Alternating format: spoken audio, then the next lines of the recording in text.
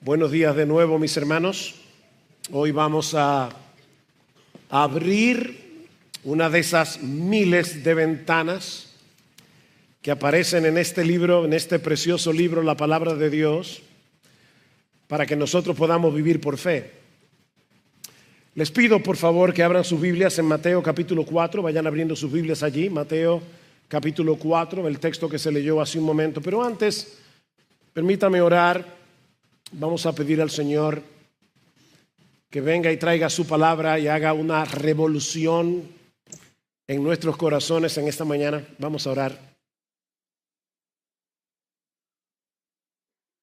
Soberano Rey, nosotros en esta mañana no solo queremos, sino que necesitamos mirar por encima del sol. Miramos a nuestro alrededor, Señor, y las cosas lucen ante nuestros ojos como un mar embravecido. Parece, Señor, como si las olas fueran a hundirnos, a anegarnos. Oh, cuánto necesitamos en esta mañana mirar por encima del sol. Cuánto necesitamos abrir este libro y permitirnos que tu Espíritu Santo ilumine nuestro entendimiento para que nosotros podamos seguir aprendiendo cómo vivir por fe, no por vista. Padre, tu iglesia aquí te necesita. Las personas que han venido de visita hoy domingo te necesitan. Por favor, ven, Señor, y concédenos no solamente edificar a tu iglesia, sino también echar las redes espirituales y que muchos pecadores sean pescados por el poder del Evangelio y sean traídos a tu reino, porque te lo pedimos en el precioso, maravilloso, exaltado nombre de Jesús. Amén y amén. Si saliéramos hoy a la calle y le preguntáramos a 10 personas escogidas al azar, ¿qué significa seguir a Jesús? Es muy probable que recibamos 10 respuestas distintas. Y es muy probable que la mayoría de ellas estén equivocadas. Algunas personas piensan que ser cristiano, ser un seguidor de Jesús es asistir a la iglesia los domingos, que ser un cristiano es llevar una vida moralmente aceptable, lo que llamaríamos en el día de hoy ser una buena persona. Otros pensarán que seguir a Jesús es adherirse a una serie de tradiciones religiosas específicas, o incluso que debemos depender de Jesús para alcanzar una vida próspera, una vida exitosa, como si Jesús fuera una especie de amuleto divino. La tragedia detrás de esas respuestas erróneas es que muchos creen que están siguiendo a Jesús cuando en realidad no es así. Dicen que son cristianos, pero continúan persiguiendo sus propios intereses, sus propias metas en la vida, sus propias ambiciones, sus propios deseos. En otras palabras, ellos no están siguiendo a Jesús, que tiene otras metas, otras ambiciones, otros deseos, sino que se están siguiendo a sí mismos. Como veremos en el texto que estaremos considerando en la mañana de hoy, en Mateo capítulo 4, seguir a Jesús no implica simplemente un ajuste superficial en nuestras vidas. Algunas personas dicen, bueno, sabemos que no todo el mundo es perfecto, nosotros pecamos, necesitamos hacer algunos ajustes aquí o allá. No, seguir a Jesús implica una entrega radical, implica un cambio de dirección, o si quieren, una reorientación total de toda nuestra vida, que no solo transforma lo que hacemos, sino quiénes somos y para qué vivimos. Voy a repetir eso otra vez. Seguir a Jesús implica una reorientación total de toda nuestra vida que transforma no solo nuestras acciones, no solo lo que hacemos, sino también quiénes somos y para qué vivimos. Con eso en mente, yo quiero que vayan otra vez a Mateo capítulo 4, pero esta vez vamos a leer los versículos 18 al 22. Dice: y andando junto al mar de Galilea, vio a dos hermanos, Simón llamado Pedro y Andrés su hermano, echando la red al mar porque eran pescadores, y les dijo: seguidme y yo os haré pescadores de hombres. O como dice la Reina Valera, que es el texto que estaré usando en cuanto a ese versículo específicamente en la mañana de hoy: venid en pos de mí y yo os haré pescadores de hombres. Entonces ellos, dejando al instante las redes, le siguieron. Y pasando de allí vio a otros dos hermanos, Jacobo hijo de Zebedeo y Juan su hermano, en la barca con su padre Zebedeo, remendando sus redes, y los llamó. Y ellos, dejando al instante la barca y a su padre, le siguieron. Con el mensaje de esta mañana estaremos concluyendo una serie que venimos ya predicando desde hace ya varios domingos y que hemos titulado ¿A qué vino Jesús? Hemos estado considerando una serie de textos en los evangelios en los que el mismo Jesús responde la pregunta. Hasta aquí hemos visto que Él vino a dar su vida en rescate por muchos, Marcos 10:45. Él vino a buscar y a salvar lo que se había perdido, Lucas 19:10. Él vino a llamar a pecadores al arrepentimiento. Él vino a traer luz a un mundo que se encuentra en tinieblas. Él vino a testificar de la verdad, como le dijo Jesús a Pilato en Juan 18:37. Y Él vino a cumplir las escrituras del Antiguo Testamento. Eso es básicamente lo que hemos estado viendo en esta serie. Ahora, ¿qué debemos hacer ahora con toda esta información? ¿Qué vamos a hacer tú y yo ahora que sabemos a qué vino Jesús? Bueno, responder a su invitación en Mateo 4:19. Venid en pos de mí y yo os haré pescadores de hombres. Estas palabras de Jesús, que parecen tan sencillas, encapsulan tres aspectos fundamentales del discipulado cristiano. Mis hermanos, ¿cuál es la declaración de misión de nuestra iglesia? Es formar una comunidad de discípulos de Jesucristo que hacen discípulos, compartiendo la palabra unos con otros en el poder del Espíritu Santo. Esa misión, esa declaración de misión, no se la inventaron los pastores de Iglesia Bíblica del Señor Jesucristo. Es una declaración de misión que nosotros extrajimos de varios textos de las Escrituras, incluyendo Mateo 4:19. ¿Cuáles son los tres aspectos fundamentales del discipulado cristiano que se encuentran en Mateo 4:19? Bueno, en primer lugar es un llamado a seguir a Jesús. En segundo lugar es un llamado a ser transformado por Jesús. Y en tercer lugar es un llamado a abrazar la misión de Jesús. Sencillo, ¿verdad? Es un llamado a seguir a Jesús. Es un llamado a ser transformado por Jesús. Es un llamado a abrazar la misión de Jesús. Y lo que yo voy a hacer en esta mañana es desempaquetar estos tres aspectos que se encuentran en nuestro texto, Mateo capítulo 4, versículo 19. Así que veamos en primer lugar el llamado a seguir a Jesús. Una de las cosas que me sorprenden constantemente de las Escrituras es la forma tan sencilla como la Biblia explica doctrinas y enseñanzas que son muy profundas. Porque la narración de Mateo en nuestro pasaje es una historia tan simple, ¿verdad? Es una historia tan clara, pero en esa aparente simplicidad se encierran verdades sumamente profundas con respecto al discipulado. Lo que estoy diciendo es que esta historia no se trata simplemente de un grupo de hombres que dejan su trabajo para seguir a un maestro itinerante llamado Jesús.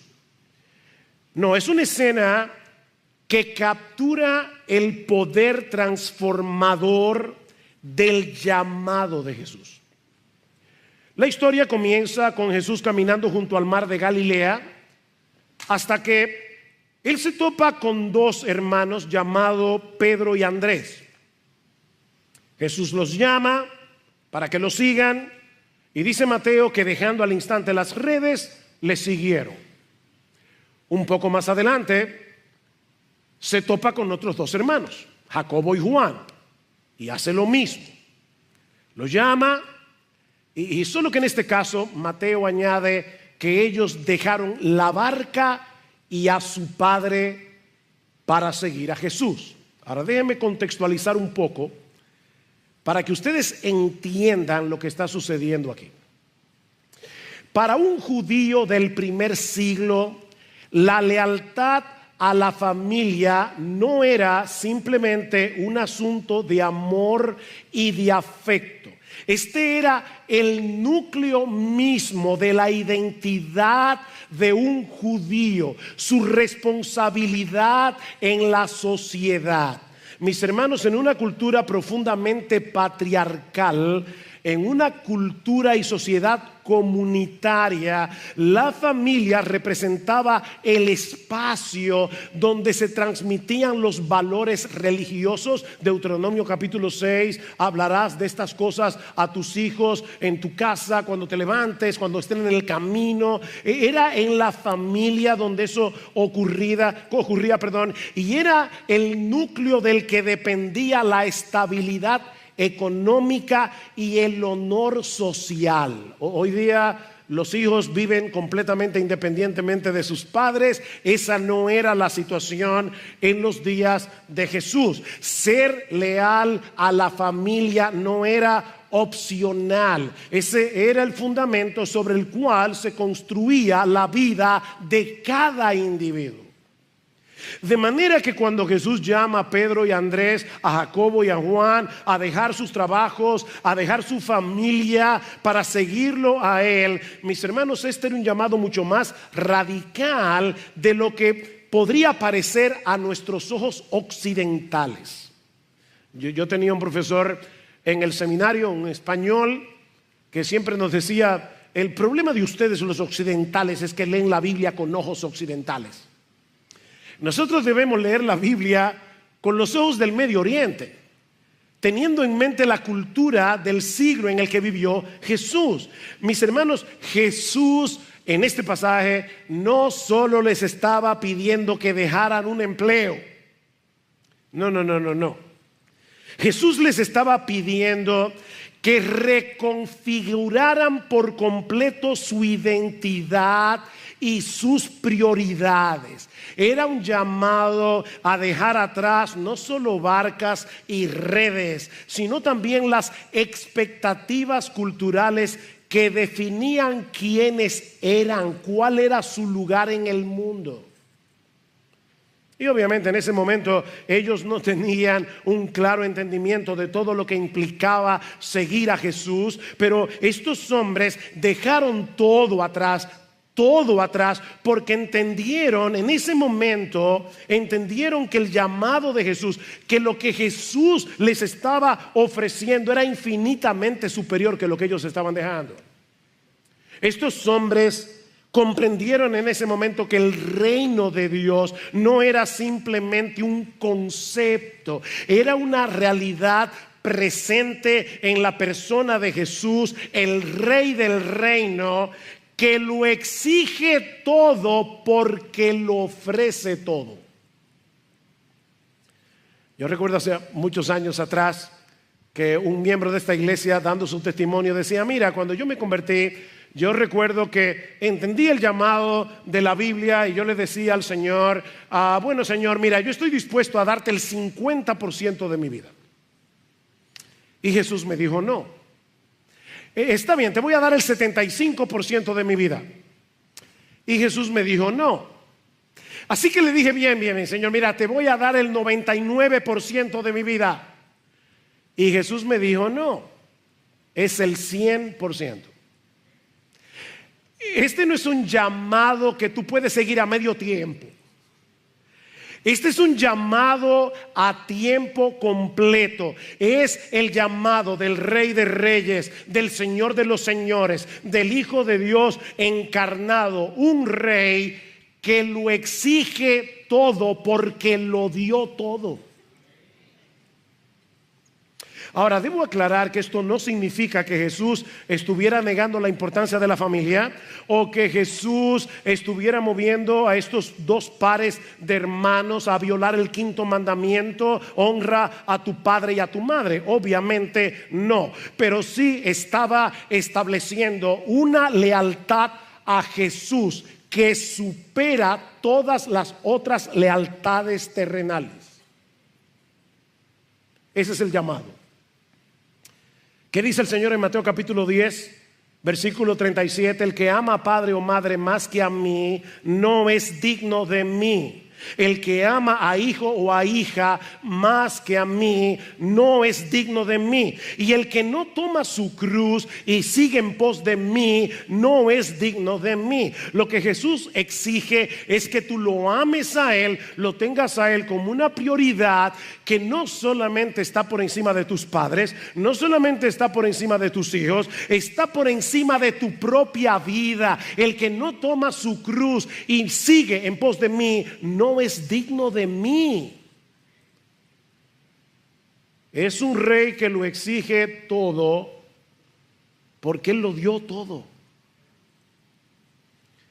Obedecer este llamado demandaba de estos hombres una fe extraordinaria, porque implicaba no solo transferir su lealtad completa a Jesús, someterse a su autoridad absoluta. Mis hermanos, estos hombres estaban renunciando a la estabilidad económica que les brindaba un negocio que, por cierto, estaba en su mejor momento.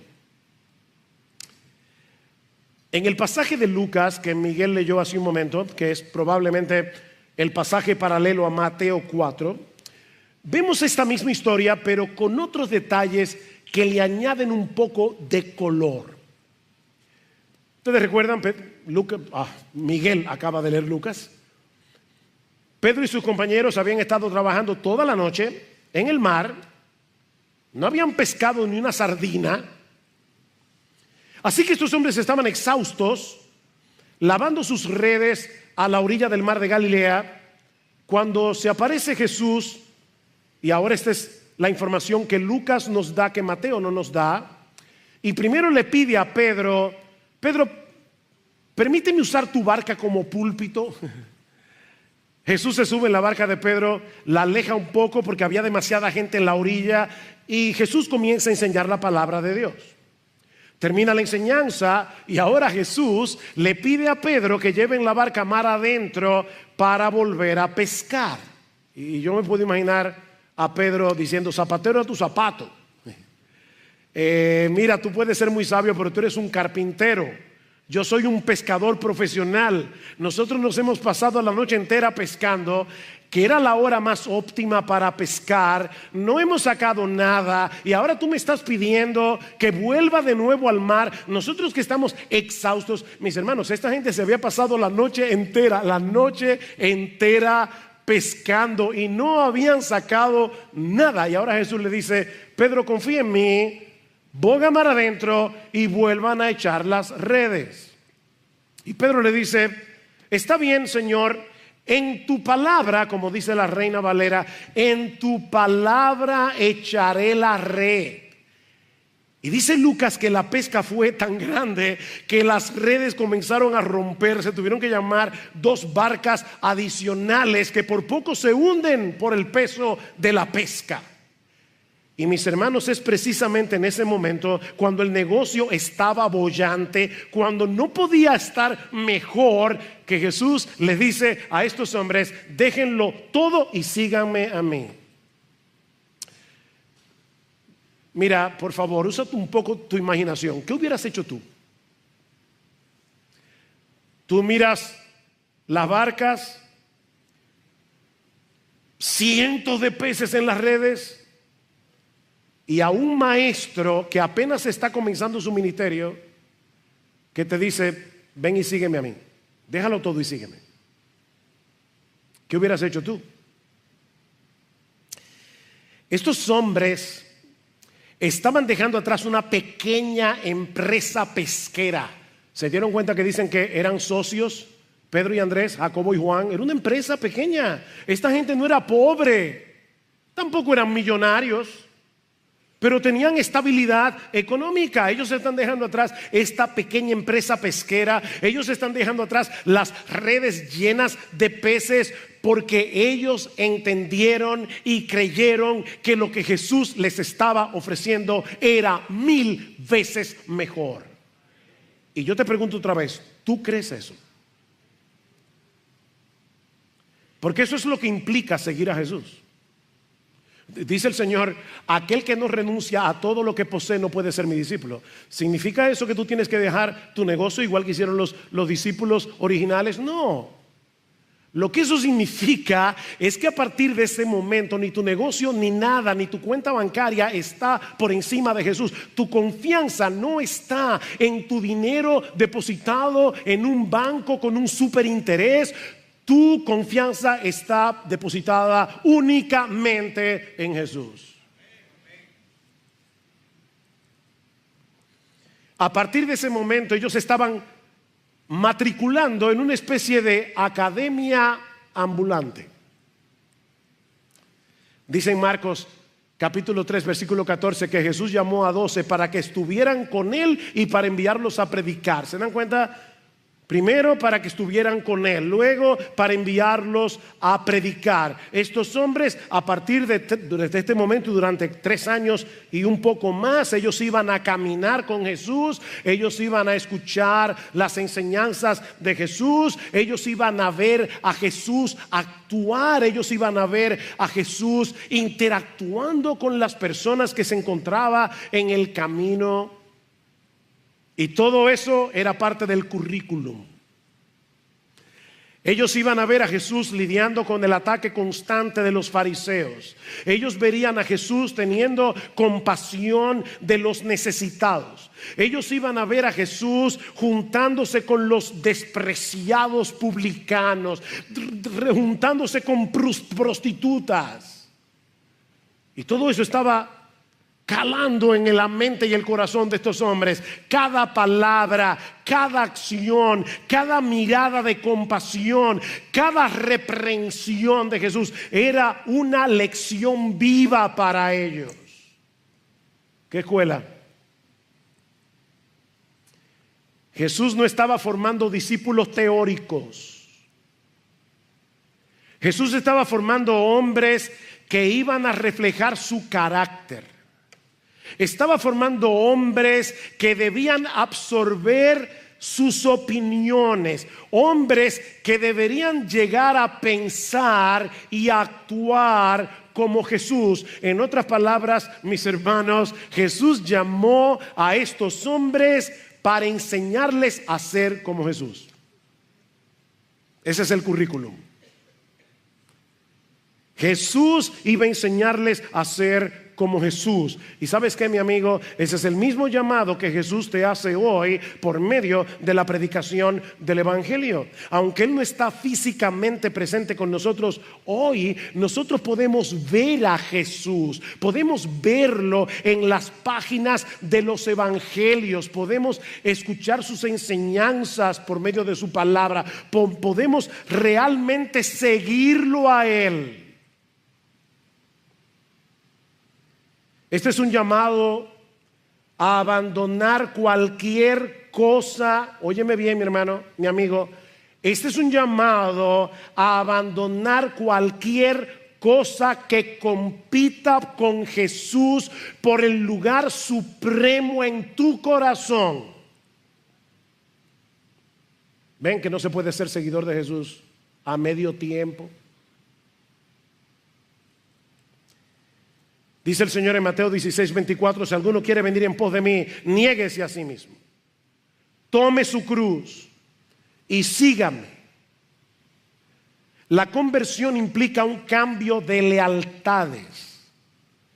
La conversión implica un traslado de nuestra confianza, de nuestra dependencia. Antes confiábamos en cosas terrenales como el dinero, la reputación, las tradiciones religiosas o incluso en nuestra propia capacidad. Pero ahora estamos transfiriendo nuestra lealtad, estamos transfiriendo nuestra confianza únicamente, absolutamente, exclusivamente a la persona de Jesús.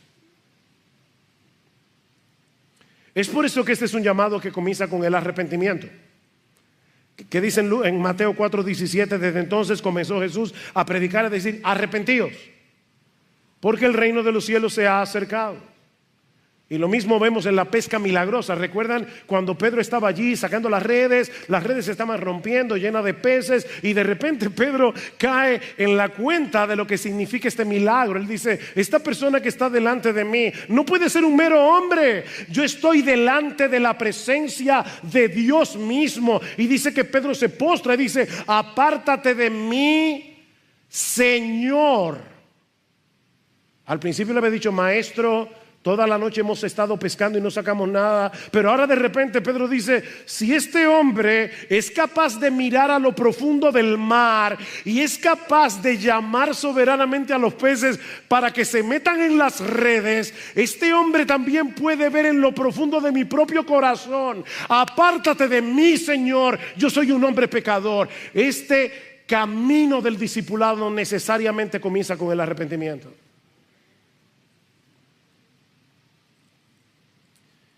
El discipulado comienza reconociendo que vamos por el camino equivocado.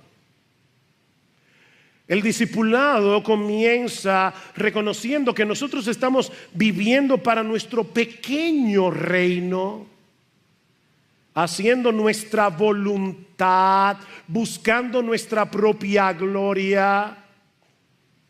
Y tú decides dar media vuelta y poner toda tu confianza en Jesús para el perdón de tus pecados, pero no solamente para eso, sino también para que Él se encargue por completo del curso de tu vida.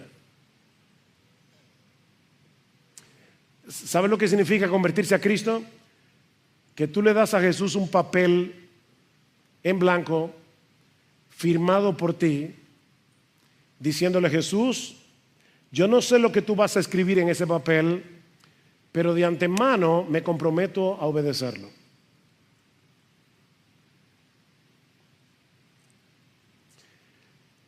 Los seguidores de Jesús van detrás de Jesús. Eso es obvio.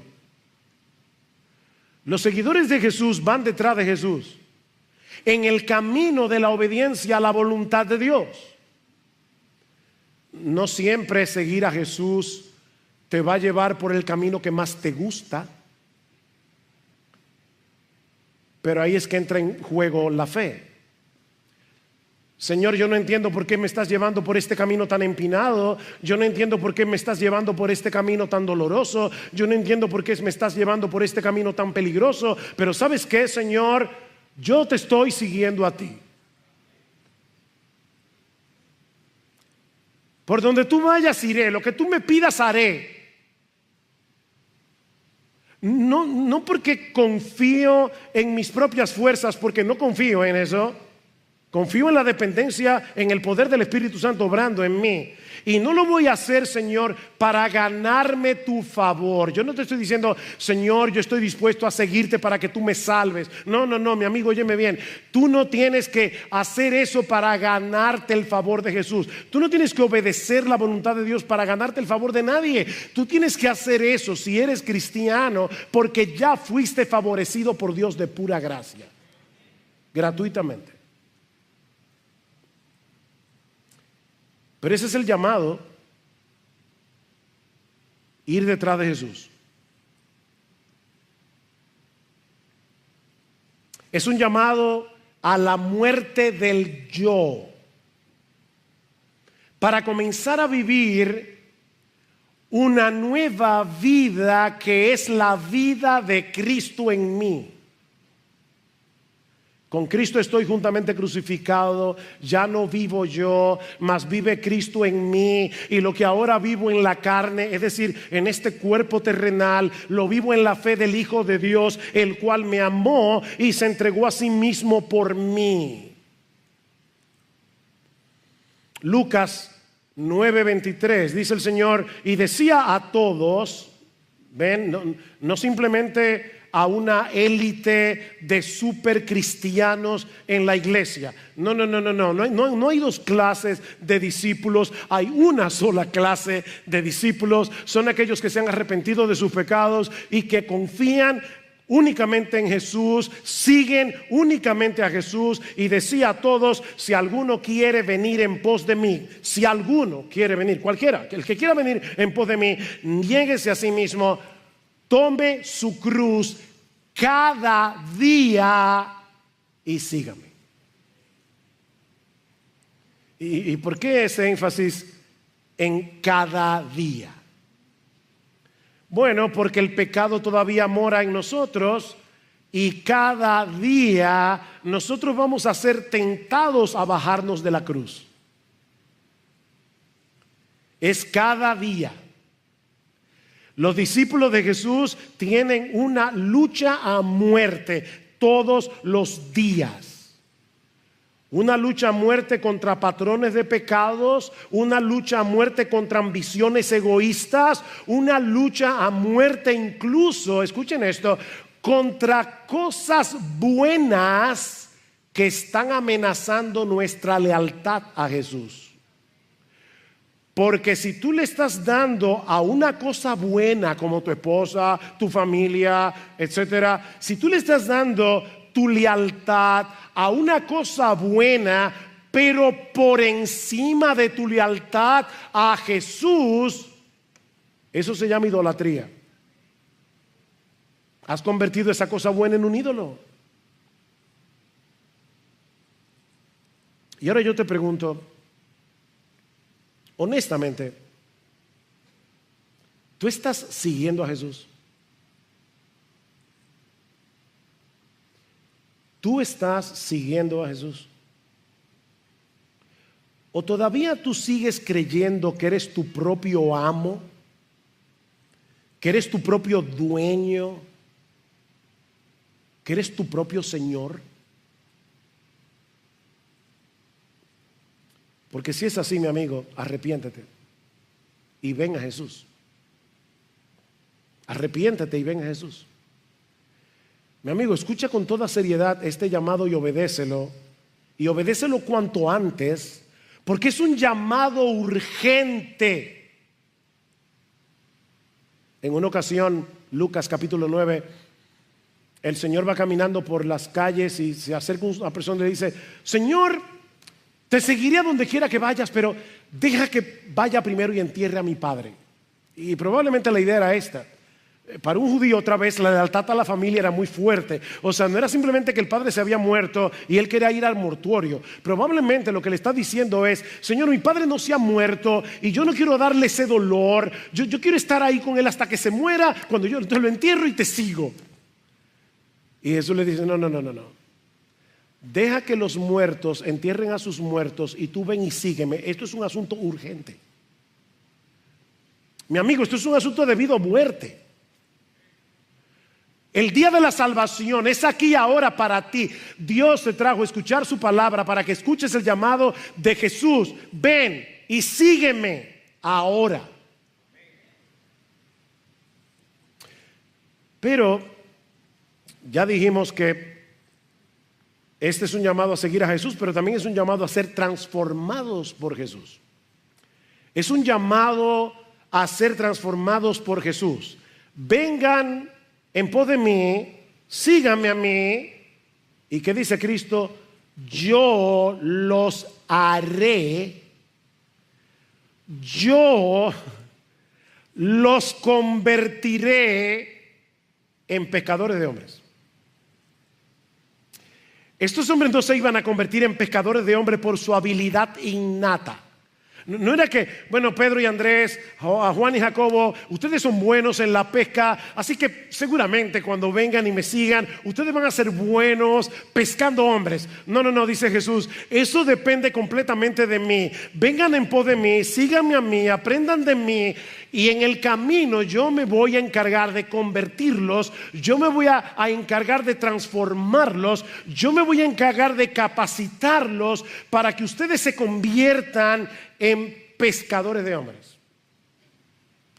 Esto no depende de vuestra propia inteligencia, esto no es por la fuerza de voluntad. No, Cristo mismo iba a transformarlos en instrumentos útiles para el reino de Dios. ¿No te alienta eso, mi hermano? Nosotros nos vemos tan débiles. Bueno, mira a Pedro en la Biblia. Tú quieres un hombre más impulsivo, que haya metido más la pata que Pedro. Y precisamente fue a ese hombre que Cristo lo convirtió en uno de los instrumentos más poderosos para predicar el evangelio a los judíos y a los gentiles. Es Jesús. La clave no está en ti, la clave no está en tus capacidades innatas, la clave está en Jesús. El discipulado es una obra de la gracia de Dios. ¿Qué dice Pablo en Filipenses 1:6? Dice: el que comenzó en vosotros la buena obra, Él la perfeccionará hasta el día de Jesucristo. Ven, Él comenzó la obra, no fuiste tú, y por lo tanto Él la completará, no tú. Jesús es el que llama soberanamente, Jesús es el que nos capacita, Jesús es el que dirige nuestras vidas hacia el propósito que Él tiene para cada uno de nosotros. Es una obra de transformación progresiva por medio del Espíritu Santo, aplicando en nosotros con poder su palabra para hacernos cada vez más como Jesús y para convertirnos en instrumentos de Jesús. Cuando Cristo llamó a Pedro, a Juan, a Andrés, a Jacobo y a Juan, mis hermanos, nadie iba a prever lo que Él iba a hacer con ellos.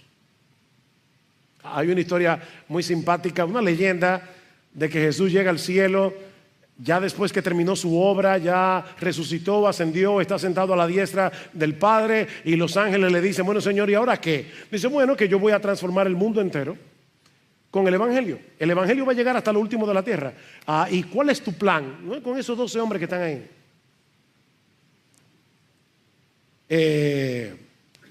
¿Tú no tienes un plan B? O sea, espérate, déjame ir sintiendo. Con Pedro, el que te negó, con los otros que salieron corriendo en la crucifixión, o sea, con esos que el día antes de tú ser arrestado estaban discutiendo entre ellos cuál iba a ser mayor en el reino de los cielos. O sea, de verdad, señores, con esos 12 hombres que tú vas a cambiar el mundo. Piénsenlo. No era precisamente un dream team.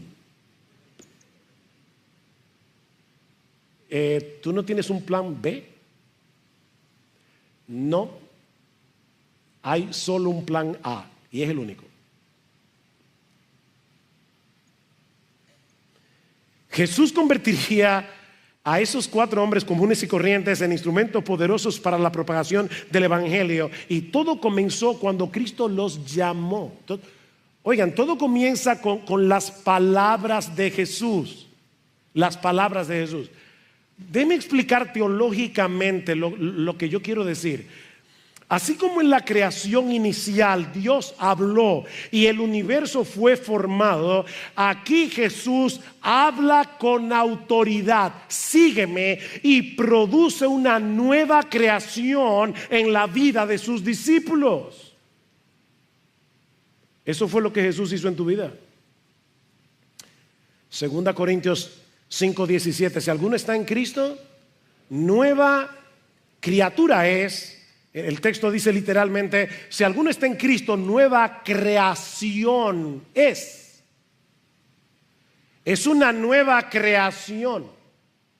Efesios 2:10: porque somos hechura suya, creados en Cristo Jesús para buenas obras, las cuales Él preparó de antemano para que anduviésemos en ellas. Es por eso que al final de la historia Jesús se llevará toda la gloria.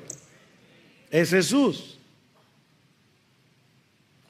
Lo que estoy diciendo, mis hermanos, es que Jesús no solo nos llama a vivir para un propósito, sino que nos recrea para que seamos capaces de cumplir el propósito.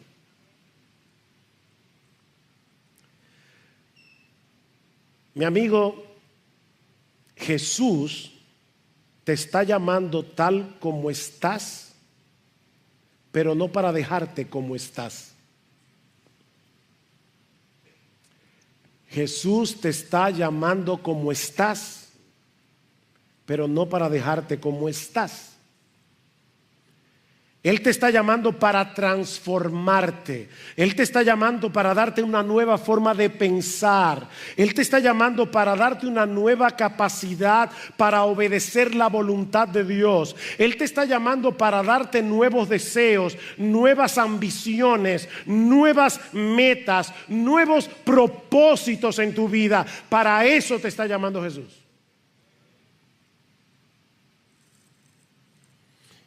Él te está llamando a una nueva dependencia. O sea, en vez de tú seguir dependiendo de tus propias capacidades o en cualquier otra cosa, Él te está llamando para que desde ahora en adelante tú dependas de Él, para que Él te cambie, para que Él te dé la capacidad de obedecer, para que Él te capacite a servirle en su reino. ¿Qué dice el salmista? Encomienda al Señor tu camino y confía en Él y Él hará.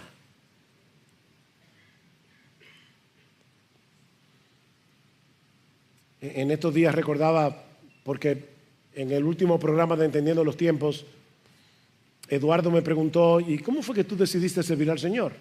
Y yo le decía, bueno, yo recuerdo que íbamos a un estudio bíblico, yo tenía 18 años en ese tiempo, y una persona me preguntó: Sugelto, ¿alguna vez has pensado servirle al Señor a tiempo completo como pastor? Y mi respuesta muy sincera en ese momento fue: yo siempre he deseado servir al Señor de esa manera, pero yo estoy absolutamente convencido de que yo no tengo ni el carácter, ni los dones, ni los talentos, ni la capacidad que se requiere para ser pastor. ¿Y saben qué? Yo tenía toda la razón. Hay un programa que se llamaba, yo no sé si eso todavía está vigente, Factor X. ¿Lo han visto? Factor X, Factor X. Mira, olvídate del factor X. Incorpora en tu vida el factor Jesús. Porque es Jesús el que va a hacer el cambio. Es Jesús el que te va a dar la capacidad. Es Jesús el que te va a hacer un instrumento útil en sus manos. Pablo le dice a Timoteo: Timoteo, tú hijo mío, fortalécete en la gracia que hay en Cristo Jesús. Y esta palabra fortalécete es interesantísima, porque conlleva la idea de ser capacitado, o una palabra que está muy de moda hoy, empoderado. Solo que en este caso no es en nuestras propias fuerzas, sino en una fuente de poder externa. Sé empoderado por medio de una fuente de poder externo, que es, en este caso, la gracia que se encuentra en Cristo Jesús. Hijo mío, fortalécete, empodérate en la gracia que es en Cristo Jesús. ¿Qué significa eso? Reconocer nuestra debilidad, nuestra impotencia, y depender completamente del poder que Cristo provee. Mis hermanos, esto en la práctica es una práctica diaria de humillación, humillarnos. Señor, yo no puedo. Es una práctica diaria de humillación, de orar, de buscar su presencia, de actuar en fe, confiando en que su gracia es suficiente para hacer lo que Él quiere que yo haga.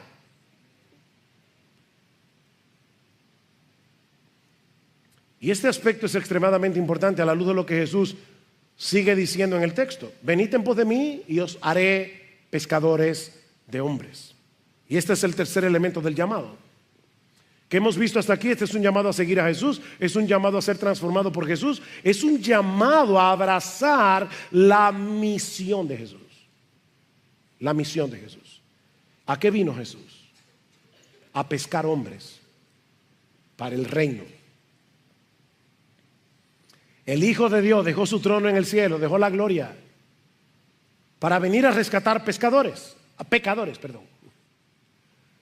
Y ahora está diciendo, ustedes son mis discípulos, tienen que abrazar mi misión. Yo vine a ser pescador de hombres, ustedes serán hechos por mí pescadores de hombres. Mis hermanos, la conversión en discípulos de Jesús no es un fin en sí mismo.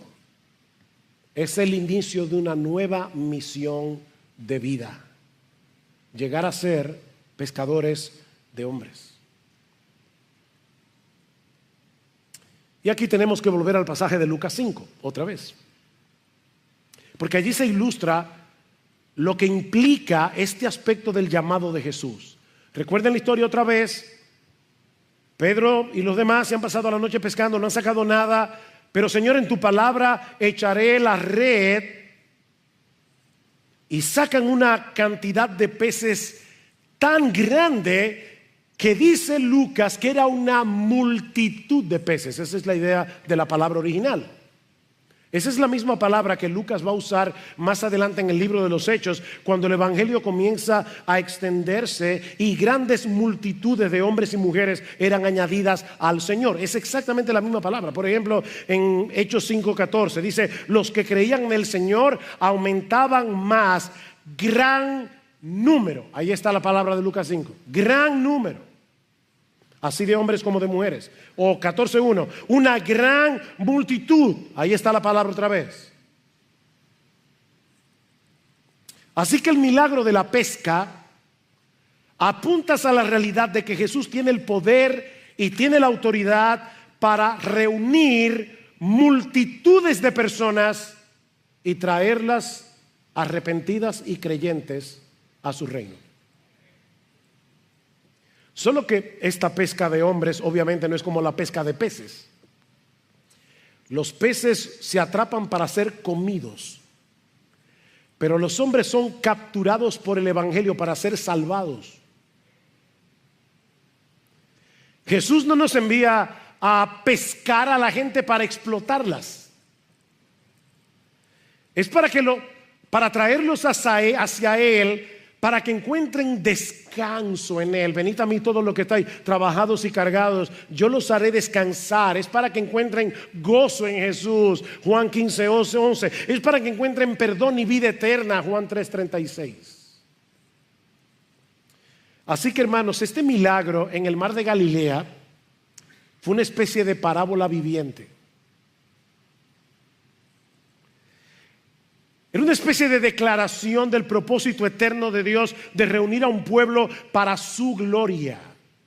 Un propósito que no depende de nuestras habilidades, de nuestros esfuerzos, sino de la palabra autoritativa de Jesús y del poder de Jesús. Señor, no hemos pescado nada, pero en tu palabra echaré la red. Tal vez tú estás cansado de predicar el evangelio a tus amigos. Tal vez estás cansado de compartir el evangelio con tu familia y piensas que eso no está dando ningún resultado. Bueno, ya tú tienes la noche entera pescando y no has sacado ni una sardina, pero sigue echando la red, confiando en el poder de la palabra de Jesús.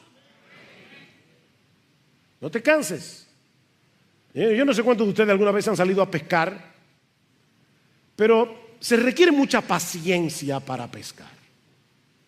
Y no siempre se pesca lo que tú quieres.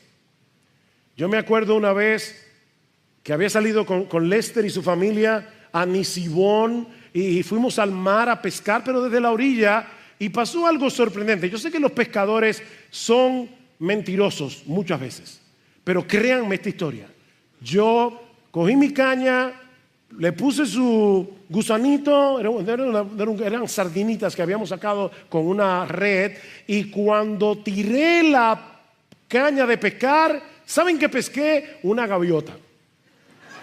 La gaviota vino, agarró el pescado, se lo llevó y ahí estaba yo mirando cómo el ave se llevaba la carnada. No siempre se pesca lo que uno quiere, pero sal a pescar. Cristo promete en Mateo 16:18 que Él iba a edificar su iglesia y que las puertas del Hades no prevalecerán contra ella. Mi hermano, eso no depende de ti ni de mí, eso depende de Él. Ahora, ¿cómo va a cumplir Jesús esta promesa? ¿Cómo es que Jesús está hoy edificando su iglesia? A través de hombres y mujeres que Él ha llamado a seguirlo y que Él los ha convertido en pescadores de hombres. Mi hermano, tú estás aquí hoy en la mañana porque hubo alguien, yo no sé quién, pero hubo alguien que compartió contigo el evangelio. Hubo alguien que salió de su zona de confort, que salió de su zona de seguridad y fue a pescar y te habló a ti. Tal vez te invitó a la iglesia. Tal vez tenía un estudio bíblico en su casa. Queremos que proliferen otra vez los estudios bíblicos evangelísticos en las casas. Tú estás aquí porque alguien te predicó. Bueno, da de gracia lo que tú recibiste de gracia. Si eres un discípulo de Jesús, un seguidor de Jesús, esa es tu nueva misión en el mundo. Estás aquí en gran medida para ser un pescador de hombres. Id y haced discípulos a todas las naciones, bautizándolos en el nombre del Padre y del Hijo y del Espíritu Santo, enseñándoles que guarden todas las cosas que os he mandado. Y he aquí, yo estoy con vosotros todos los días. Salgan a hacerlo, no se preocupen, yo estoy con vosotros todos los días hasta el fin del mundo. Jesús te llama a seguirlo y luego te envía a que hagas lo mismo que Él vino a hacer. Predicar el evangelio a otros, llamarlos para que sigan a Jesús. Mi hermano, eso no depende de tu capacidad para convencer a la gente. Eso depende del poder de Jesús que está en nosotros todos los días. Ese Jesús que obra por su Espíritu en los corazones de los hombres, a través de su palabra. ¿Qué estaba haciendo Jesús en Mateo 4? Predicando el evangelio, dice versículo 17. ¿Qué estaba haciendo Jesús en Lucas 5? Predicando el evangelio. Y le estaba diciendo a los discípulos, ¿saben qué? Cuando ustedes hagan lo mismo, ustedes van a tener probablemente un resultado similar. Nuestra responsabilidad no es convertir a la gente, es compartir el evangelio, dejando los resultados en las manos del Señor. Y mi hermano, no te sientas desanimado cuando tú no veas los resultados que deseas, porque no siempre nos toca a nosotros ver el final de la obra que Dios está haciendo. ¿Recuerdan las palabras de Pablo en 1 Corintios 3? Yo planté, Apolos regó, pero el crecimiento lo ha dado Dios. Así que, dice Pablo, ni el que planta es algo, ni el que riega es algo, sino Dios que da el crecimiento. Así que a uno les toca plantar, a otro le toca regar y a otro le toca cosechar. Pero es una labor en cierto modo comunitaria. Jesús dijo a sus discípulos en Hechos 1:8 que una de las razones por la que Él les enviaría el Espíritu Santo era para que recibieran el poder necesario para dar testimonio de Él hasta lo último de la tierra. Óyeme, Dios envió a tu vida el Espíritu Santo para que tú pudieras dar testimonio de Él hasta lo último de la tierra. Predica el evangelio, mi hermano, predica el evangelio. Como decía hace un momento, Jesús no tiene un plan B para alcanzar al mundo incrédulo con su palabra. Nosotros somos su plan, el único plan. Pablo dice en 2 Corintios 5:20 que nosotros somos embajadores en nombre de Cristo, como si Dios rogase por medio de nosotros. Escucha eso. Como si Dios rogase por medio de nosotros, os rogamos en nombre de Cristo, reconciliaos con Dios.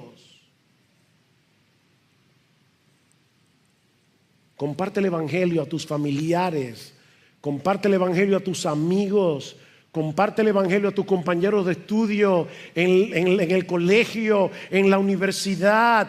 Pídele al Señor que te ayude a ver el mundo con los ojos de Jesús, como dice un antiguo himno. Hazme ver, Señor, al mundo como tú. Permíteme verlo con tus ojos. Permíteme ver la necesidad que tienen de ti.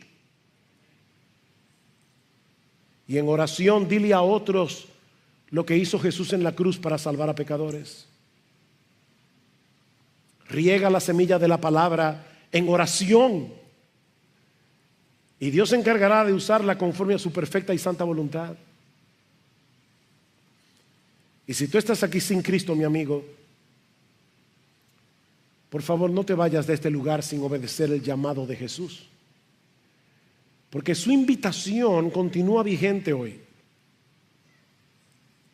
Qué precioso: venid a mí todos los que estáis trabajados y cargados, y yo os haré descansar. Y Jesús le dijo eso a una sociedad de personas que creían que tenían que hacer esto y tenían que hacer esto y tenían que hacer esto para poder salvarse. Y Cristo le dice: venid a mí, ustedes están cansados de tratar de ganarse la salvación por sus buenas obras. Vengan a mí, todos los que estáis trabajados y cargados, yo los haré descansar. Yo soy el pan de vida. El que a mí viene nunca tendrá hambre, y el que en mí cree no tendrá sed jamás. Si alguno tiene sed, venga a mí, beba. El que cree en mí, como dice la Escritura, de su interior correrán ríos de agua viva. Ven y síguelo, mi amigo. Deposita en Él toda tu confianza como el Dios encarnado que murió por pecadores en la cruz. Y yo te aseguro, por la autoridad de este libro, que tu fe no será defraudada. En Él encontrarás perdón, en Él encontrarás vida eterna, y tu alma hambrienta y sedienta será saciada en Jesús desde ahora y para siempre. Vamos a orar.